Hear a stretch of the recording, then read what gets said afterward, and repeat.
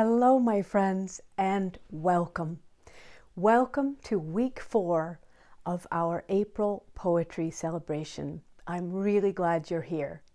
My name is Kate Chadbourne. I'm a poet and writer and teacher, and I'm hosting this celebration in conjunction with the journal makers Jumping Fox Design, who made this beautiful journal that I'm using to write poems in all month.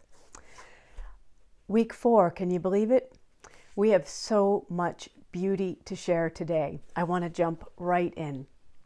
Thank you, every one of you who have sent me poems this week. I have loved reading every one of them, and if it were ever true, I wish I could read every single one of them for you right now.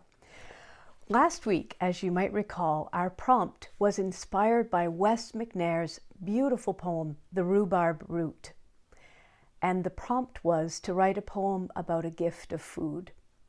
And you all took that in the most amazing directions, and I received so many wonderful poems. The gift of food and the gift of food, that food itself is a gift, and how lucky we are. Let me share some of these with you without further ado.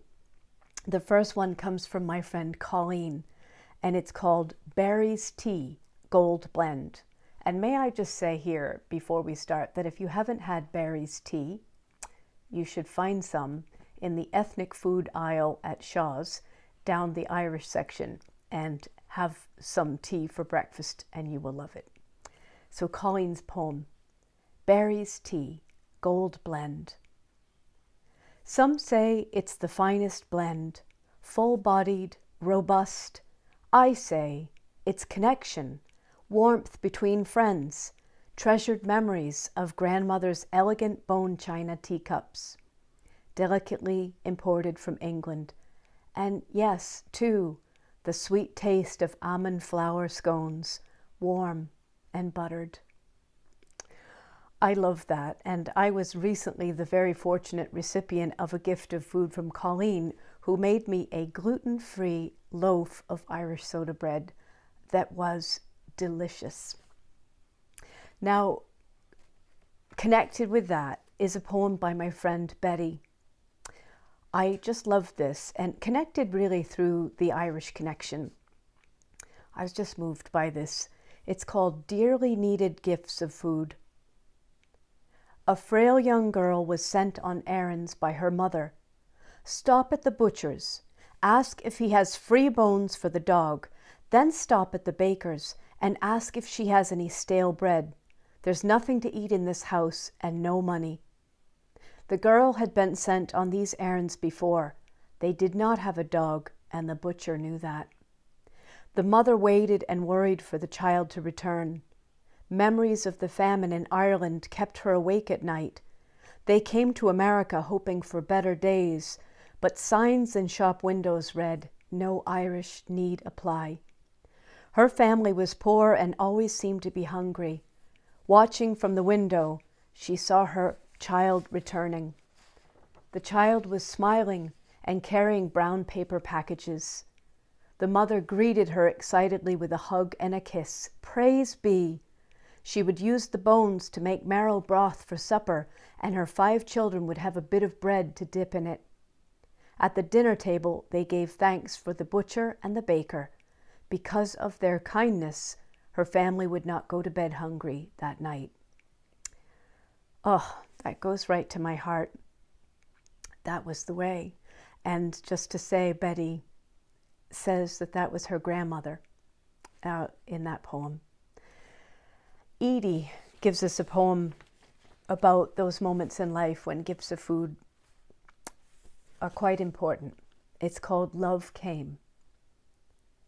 Through those long last days as we kept our quiet vigil, watching as his breath grew faint, waiting for his final word, suspended all of us in the slowly descending peace, love came. Love came in gifts from a dozen busy kitchens. Let me say that again. Love came in gifts from a dozen busy kitchens, steaming from hot soups, stews, baked in cookies, muffins, breads and cake, poured into pies, into puddings, into pasta, left unheralded on the counter, in the fridge, to sustain us through our long, sad vigil. Love came, and that's how love comes sometimes. That's beautiful, and that's so true, isn't it? And my friend Pam had a beautiful week of poetry. She wrote triads. Now, the triad form, Pam is an expert in Welsh language and literature, and the triad form is a very important poetic form in Welsh tradition, as in Irish. In Irish, it's called Trí Nithe, three things. And I just loved this one that was inspired by our spark. Three lasting gifts of the earth: the apple tree, the wild wheat, the tidal salt. I just want to give you from this a bonus spark. Perhaps you might like to write a triad, be inspired by Pam's poems. She wrote really about a dozen of them, and they're beautiful. You might enjoy this too, especially, on an evening, or I often write my poems right before bed, and sometimes you think, I am all out. So sometimes having a form to write in can be very inspiring. So you might think about a triad. My dear friend Tricia wrote this poem about food sharing, interspecies navigation of food sharing, I'll say. It's called Feasting in Harmony. It's a blue sky, crisp, chilly April morning here in the center of New England. The songbirds are playing chicken with the young squirrels sitting amid the seeds and nuts in the feeder. They twitter and fuss, jumping from twig to branch, impatient for their breakfast. Squirrel doesn't seem to notice or care that the wee budgies are gathering their courage behind him to flit into a tiny space near his feet to grab a bite and fly off. Chickadees, sparrows, finches, even the mourning doves hanging over the nearest branches are waiting for him to get his fill and leave them to the bin. Over there, the bluebirds take over, squawking at the others to keep away. Greedy and possessive as they are, until the squirrel returns, upending their efforts at playing king of the mountain. Once he is finished for the morning, the titmice and nuthatches and the rest of the little birds gather in, peacefully sitting together, taking turns to eat in community and conversing in their various little birdie tongues. The harmony is riotously glorious, and it makes me happy to think that if the birds and squirrels can work it all out, perhaps we humans perching on the upper limbs of the food chain can too. That's delightful, Tricia. Thank you. One thing I really love about that poem is the specificity. Tricia has looked carefully at the actual birds, right? It isn't just birds, but it's titmice and chickadees and jays and everybody, right? All the different birds speaking their birdie languages. That's delicious. There's nothing like a specific noun to get us right there. It's so wonderful. My dear friend Anne sent this poem, and it's called A Gift of Honey. Across the way, my neighbor piled boxes for a beehive. He had asked us first in case we were afraid. No, not from a distance. He captured a drowsy swarm in a bucket and scooped them in. As they set to work building their new home, I heard the hum from my own porch. A few dozen could always be seen circling the stack, swiftly looping, diving on their way in or out, deft and certain. Weary foragers, their final flight unfinished or unbegun, crept along the terrace, grounded forever. I dreamed their journey to 1,000 flowers. Soft petals, brilliant, welcomed me amid the grit of brick and concrete. I filled my body with nectar, brought the glad news back to my companions with my coded airborne dance. I cached the sweetness in waxen hexagons shaped by instinct and ancient memory. at summer's end, a jar of gold appeared at my kitchen door. In the first eager, streaming spoonful, I tasted sunlight, rain, earth, blossoms, the garden of the city. Oh, I really love that. I love that. That poem moves through such interesting changes if you think about it. You know, the construction of the hive, and the hive themselves, the swarm themselves making their home. But then there is the reference to a few of the bees that won't make it. But here's what I think is miraculous. The poet, our friend Anne, dreams what it's like to be a bee. And in dreaming that, she, in a way, makes it possible for the ones that did not get to have, the ones that were, as she says, grounded forever. Those that were not lucky enough to survive and go on the great bee dances, she makes it possible for them to do that through her poem. And then at the end, we have that gift of honey, and she is back, a woman in her kitchen, eating some honey. And I also love her line, the garden of the city, because I feel like we need to remember that the city itself is a place where food is produced and shared. Just to piggyback onto that one, wonderful young poet Marlena sent this beautiful little poem. When bees build their hive outside your first floor window, say welcome, name them. Oh, I love that. Now, a few more, just what I call little poems, and I share them because, again, thinking of Pam and the triads, so much can happen in a few words. Don't hold back. I'm saying this to myself too. You know, there's no prize for length in poetry. So much can happen in a little time in a few words. And here are just a few poems that came that I thought were delightful. The first of them from our dear Declan, who is writing wonderful poems this week with his very first fountain pen. Unrelated, but I just love that. This one is called A Wail of a Snail. Very few snail doors open up, but give one time and it will before our very eyes. Declan has the magic vision, doesn't he? My friend Angela, who is a sea singer, a siren of the first degree, sent these beautiful haikus for spring. Pussy willow bud dodges wild blue jay feasting, soft tip spring shout out. I love that. It kind of piggybacks. That's another feast, another gift of food.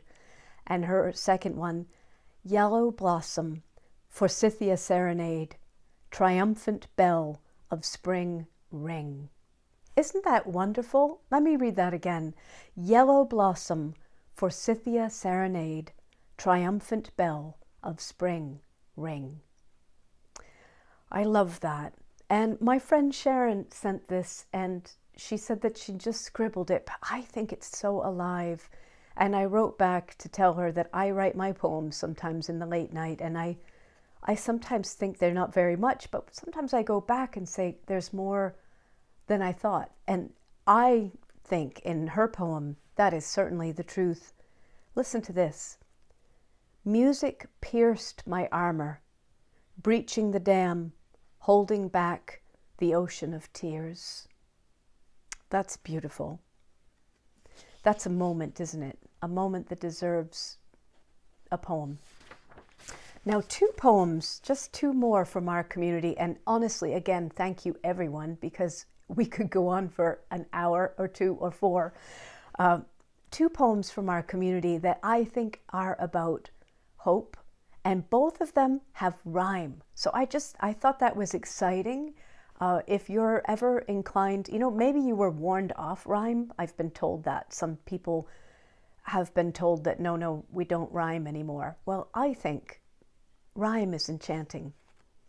This first one is by my dear friend Cynthia, and it's called Let Him Go. When the buds begin to show and hope emerges from its infant garb, let him go. after the first snow, flakes so fine in pattern, baffling the mind, and winds chill our noses. Let him go. When a pattern of goodness turns into a regular thing, and fresh ideas begin to grow, let him go.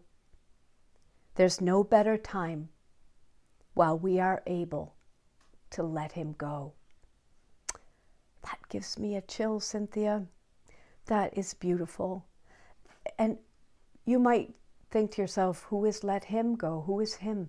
And I want to say, I think all of us have a him, and I don't mean a masculine him. It could be an it or a her or a them or a whole situation. Whatever it is, when the buds begin to show and hope emerges from its infant garb, let him go. Let's let it go. Feels good to let it go. Thank you for that. And finally, my friend Tracy is writing the most delightful poems for children. But this child, this child here before you, loves every single one of them. This one is called The Little Seed. There was a little seed inside a little shell. It had a little secret, but the seed would never tell. One day it started raining. It rained so very hard, the little shell vanished down in the little yard. Then the shell opened up, all in a sudden spurt, down in the little yard, down in a little dirt. Then up through the dirt came a little sprig of green, the greenest little sprig that you have ever seen. And the little sprig grew. It grew so high, it kept on growing right up to the sky. Then little yellow petals all came unfurled, and a big sunflower appeared in the world. Oh, there was a little seed inside a little shell, and now its little secret you know so very well. That is sheer delight. Thank you. Thank you, Tracy. Thank you to all of our poets. Thank you to everyone who sent poems. I love them. Please send them again. We have one more week, and the date for next Friday is the 30th of April, which is actually kind of a special day. Bealtaine, which is May Day in Irish tradition, is a very rich, wonderful time. So I'm happy that we're actually crossing over into May this year in our celebration. So please, if you'd love to participate, send me poems by the 30th of April, Friday evening at 5 o'clock. So excited to read them, loving them. So today, I want to talk a little bit and maybe inspire you to play with translation. You can probably see over here this stack of books. I have been all morning winnowing down the stack and winnowing down. There's so much to say. Translation is so exciting and a place for all of us to participate. Now you might be saying, but Kate, I don't know another language, or nevertheless, there is room for you, because translation literally means to bear or carry a cross. Isn't that wonderful? So it's really to carry one poem, in this context, one poem into another context, into someone else's life. It's a gift. It's another connection. You get my drift, right? So I learned a lot about translation from my own mentor, Patrick K. Ford. He was my professor in the Department of Celtic Languages and Literatures. He was the chair at Harvard, and he's a passionate translator, has been for many decades, still today is translating so excitedly these days. He's translating Welsh novels, but through his career he has translated medieval Irish and Welsh literature, modern Welsh novels, that's what's happening now, poems, novels, stories, you name it. And he really impressed upon me the idea that a translation is an act of creation. I love that. I love that, of course, and that it results in a new poem, right? There is the original poem, the poem that the poet first wrote in one language, And then after it's been translated, it's something new. And why is that? The reason for that is because the translator, him or herself, takes a stance and makes choices. Now, let me give you an example of that. Let me start right here. I want to read to you a poem. It's an early Irish poem. I'm going to read it to you just for fun. Let's have it in Irish first. So this is in Old Irish. And then I'm going to read you two translations of the same poem, and you will see what can be done and the options, the possibilities. So here it is. In tain beg, rolig fed, dorin hui, glan hui, fo hier faith, osloch lai, lon de chriv charvui. Now, I hope you're hearing there's rhythm and there's rhyme in the early Irish. Now, this is a book rather, Frank O'Connor, Kings, Lords and Commons. It's a wonderful book. As it happens, this book was published by Ford and Bailey, and that's Professor Ford's imprint, and his wife, Chadine. Listen to this. So this is Frank O'Connor, who's a wonderful novelist and short story writer. This is his translator, and he gave it a title. There's no title in the manuscript, but he calls it The Blackbird by Belfast Lough. What little throat has framed that note? What gold beak shot it far away? A blackbird on his leafy throne tossed it alone across the bay. I so love that. So he was playing with rhyme and rhythm in his translation. And now I want to show you, this is another book, Medieval Irish Lyrics, Barbara Hughes Fowler. And here's her translation. She actually gave it a title as well, The Blackbird by Belfast Lough. And this is her translation. The little bird has trilled from the tip of its brilliant yellow bill. It lets fall a note above Belfast Lough, a blackbird from a branch abundantly yellow. Isn't that fascinating? How different those are. Now, you might be saying, how do they stack up? I will say that Barbara's translation is maybe perhaps more faithful to the actual sort of literal word for word. Frank's translation, I think, is more faithful to the rhythm. Do you see what I'm saying? There's a lot of choices here, a lot of options and possibilities. Now, just to show you, I bet some of you have read this translation of Beowulf by Seamus Heaney. So this poem we're not sure exactly when it's written down, but it's in Old Irish, or also it's called Anglo-Saxon. And when Seamus Heaney translated this poem, he made a bit of a splash. I'm just going to read you the very first lines. He writes, "So, the Spear Danes in days gone by, and the kings who ruled them, had courage and greatness. We have heard of those princes' heroic campaigns." Seamus Heaney. Now, that word that he translates "so," which is so Irish, I love it. Of course, this is not an Irish poem, but he's translating it through the lens of people who were in many ways culturally like the Irish, and especially through the storytelling tradition. Other people, so the word which he translates "so" is "what," which really gives us our English word "what," and which most people until Seamus translated as listen or hark or attend or even lo. But Seamus translated it "so," which is the way, when we talk about storytelling and the additive style, we'd say, "So there was this guy down the pub last night. So did you hear about," so it's conversational. I just love that as an example of the fun you can have and how you can reconsider things. So that's fun, I think.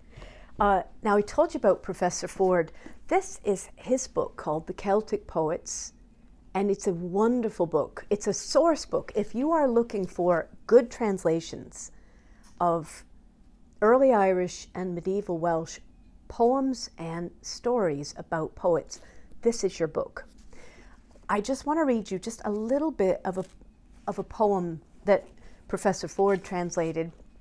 You know, by now I should be calling him Pat because he's my beloved mentor and my beloved friend. It's just a long habit of mine. There's a story about how a poet becomes a poet. It's a story about Finn McCool, who before he was Finn was a boy called Devna, which means demon. And when he attains the gift of poetry, the very first thing he does, he eats the bradhan fasa, which is the salmon of wisdom, and that gives him the gift of perfect knowledge and poetry. And the first thing he does is he makes a poem. And this happens on the 1st of May. So that's what's coming up for us. The 1st of May, the day they call Bealtaine. And in Irish tradition, summer begins on that day. So just a few stanzas of Professor Ford's translation of this poem. Summertime, season fair, most splendid of the year, blackbirds are full of song at the very first sign of dawn. The cuckoo sings loud and clear, welcome to splendid summer. Gone are the stormy blows that whip the naked boughs. Summer tames the river's flow, lively horses off to the pool, heather spreading far and wide, pale, fresh growths alive. There's so much to that, but I hope you see that there's a link there to the blackbird and also to the birds in Trish's poem as well, and this season of the year. I want to read you a translation I did to honor Professor Ford a few years ago now. There was a book put together in his honor, and we were invited to submit something, and I submitted this poem, this translation. Now the poet who wrote it is Liam O'Murhala, who I was very lucky to know a little bit.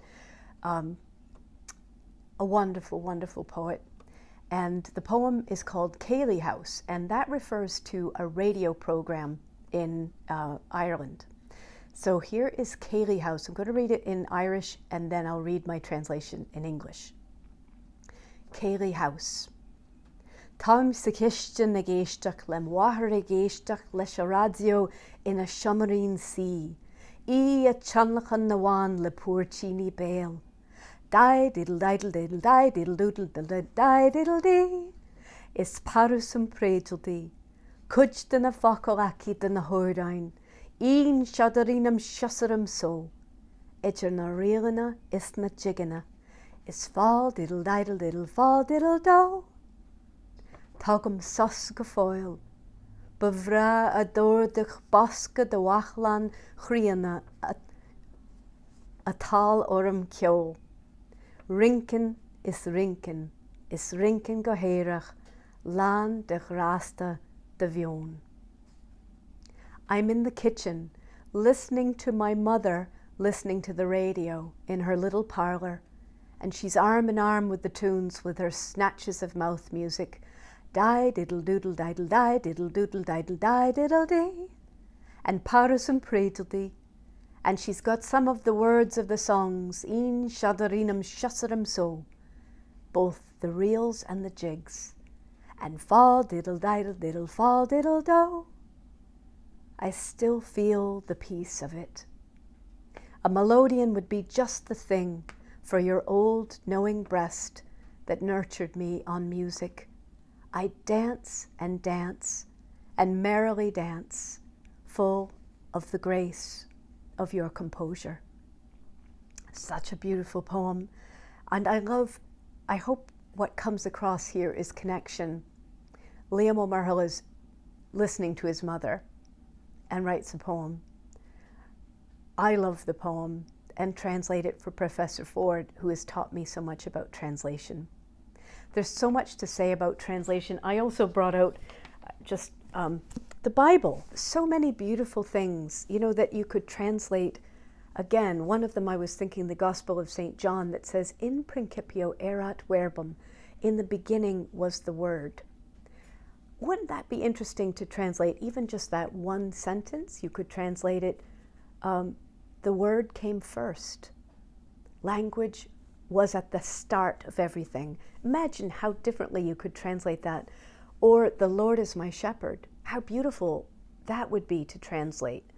I hope you're getting some sense of the excitement of that. I put here, and I will actually write all these. There's a book of Robert Bly, who's a wonderful translator of all kinds of poetry.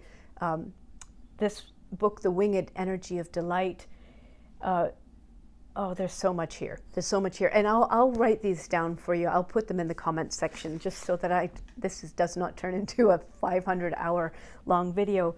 I want to share with you one last poem in this section by my friend Kathleen Larkin, who is a marvelous creator.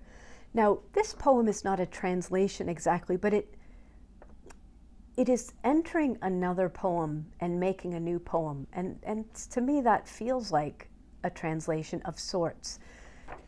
Kathleen was inspired by Robert Frost's Stopping by Woods on a Snowy Evening, which I bet you know, just to say the beginning. Whose woods these are, I think I know.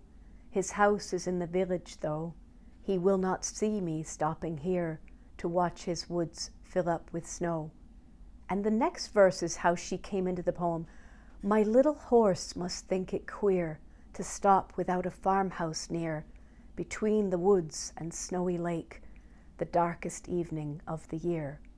So that horse is what caught Kathleen's attention, and she made a new poem, which I love, and it's called The Night Dreams of a Little Horse. Whose woods these are, I do not care. I watch the snow fall everywhere. The lakes are frozen, so am I. Oh, how I wish that I could fly. I'd shake my harness bell and go so fast that no one would ever know. Straight up until I touch the moon, but down again on earth too soon. When all at once beside me stands, wrapping up with soft, gentle hands, his woolen blanket large and warm. The whole of me, I am transformed. Off we go toward the dark and deep, with miles and miles of promised sleep, and miles of promised sleep. That's marvelous. That is marvelous. And, you know, back to Declan's poem about the snail and the idea that the snail doors don't open, but if we wait patiently, it will before our eyes. This is that. There is a door that opens in the imagination when we read with our hearts and our minds together. A door opens and something can happen. Thank you, Kathleen, for that. Now, just one brief poem. Again, here is my beautiful journal. I love it so much. It is, again, absolutely jammed full of messy drafts. Yesterday, I kayaked out into the middle of the lake and took my journal for a little bit of a tea party, which is so much fun. I sat on a little lake, a little island rather, in the middle of the lake, and I wrote a poem and drank tea, and again, drafty as anything. I loved it. But the one I want to share with you is just a bit of light poem, and it's along this idea of a gift of food. Recently, I made cookies for someone as a gift, and his name is Mike, as you'll hear in this poem. It's just fun. And the poem is called Mike Loves Cookies. He's 60 now, or thereabouts, but the boy he was is yet a cookie boy, and lovable for that. One simply trusts a cookie lover, one who melts back to youth at the first sweet crunch. My dad loved cookies. Get the milk, he'd say, rubbing his hands together in anticipation. I can't give him cookies anymore, but Mike stands in nicely, not as a dad, but an overgrown cookie boy it's fun to please. Here's a dozen, cookie boy. Here's milk and a napkin. Here's the fun of watching you in cookie glee. Here's a dozen more. As many as you like, for as long as you like. These I baked with extra chips. Oh boy. So that's very silly. There's room for all of that. When you're writing a poem every day, there's room for every kind of poem, isn't there? There's room for the little poems, there's room for the haikus, there's room for the heartfelt poems, there's room for the funny poems. And that is a good reason for us to be making poems this month. So wonderful. So again, please send me poems. Next week we will have our drawing. And again, for everyone who has sent me poems, I will be putting your name in a hat. We'll be doing this on camera just for fun. We will have actually 3 journals as prizes. One of those will be designated for the young ones, because that's fun, and 2 for the rest of us. And if however many weeks you've sent poems, I'll put your name into the hat. So if you've sent poems 3 weeks, your name will be in the hat 3 times. Again, just for fun, but I'm excited.